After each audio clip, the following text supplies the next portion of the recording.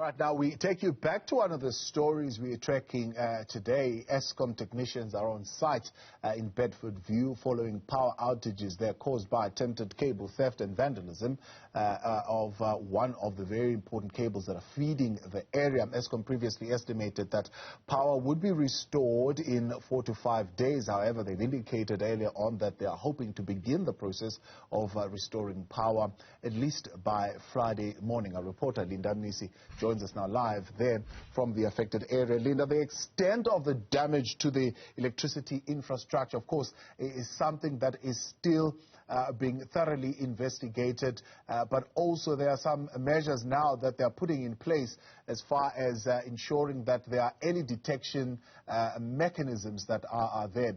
What are we learning?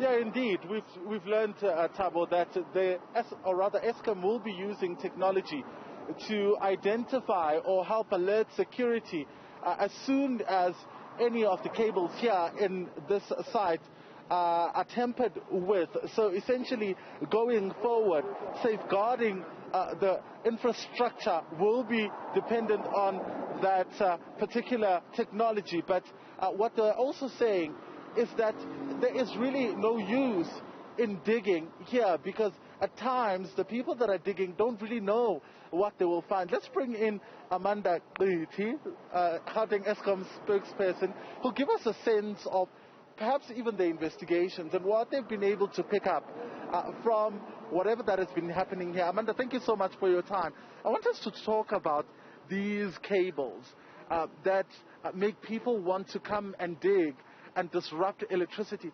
What exactly are they after here? So the people that come here to dig, they're mostly after copper. And unfortunately, I mean, in this case, even though they had managed to damage the cable, they would have found that we actually are no longer using cables in most of our areas. We are using aluminium. So we are moving away from the copper that we were using, moving towards aluminium. So that is one of the control measures that we have implemented. We spoke earlier on with Mr. Shivambu about the investigations themselves and really, how it came to be that out of all the places, these people decided to come and dig here. Eskom has previously spoken about syndicates, people who are involved in these kind of, theft. Have you been able to pick up if Eskom employees themselves are involved? Because I can't imagine an ordinary person like myself knowing that there are cables here. So what we do when we get notifications that there's any of our employees that are involved in these illegal activities, we do conduct investigations, and based on the outcomes of the investigations, we will then take the necessary steps. But we do follow up when we've been notified that there's any of our employees that have been involved in these illegal criminal acts. With the preliminary investigations that have gone into this particular cable theft, we know that the criminals are not yet apprehended. They fled the scene. We were told one of them was even injured. Do you know if your employees are involved? Unfortunately, we do not have that information if any of our employees are involved, besides the information that Mr. Shivambu provided to you. Okay. So how far are the investigations then?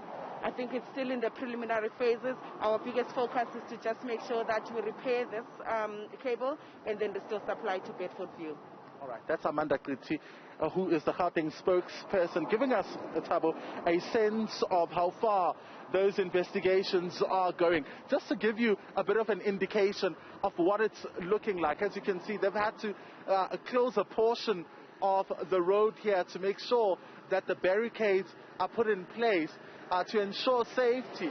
So that hole then that we heard about earlier on, as you can see on the side of the road, we're told, it is 25 meters wide and of course 4 meters long, 25 meters long and 4 meters wide. The technicians here, we're told, have also had to dig 1.8 meters down. So that small cut that you saw on that cable caused all of this damage, and the work here is clearly extensive, that it would need a couple of days to conclude. Thabo?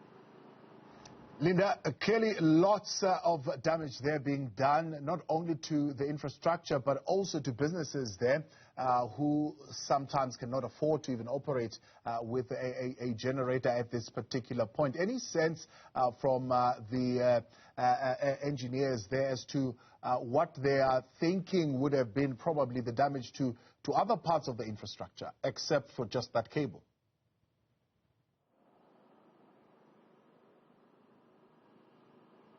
Well, they haven't stated at this point, Thabo, but I mean, one cannot overstate or even understate the impact that such, issues or such incidences have on the local economy. As I've indicated earlier on, even the executive mayor or the mayor of Ekurhuleni coming out yesterday to pledge her support to the work that is ongoing here. Of course, there's been frustrations that have come from local businesses, because if you do not have a generator to continue work, then unfortunately you're going to have to wait for Eskom employees to complete the work that is ongoing here.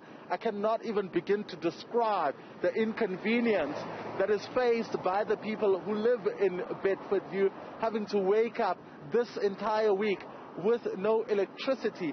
They've already indicated it would take 5 or more days to fix, so they can still brace themselves for more darker days, unless of course they have alternatives to supplement during this period. Linda Mnisi, thank you this morning, live for us there outside Bedfordview.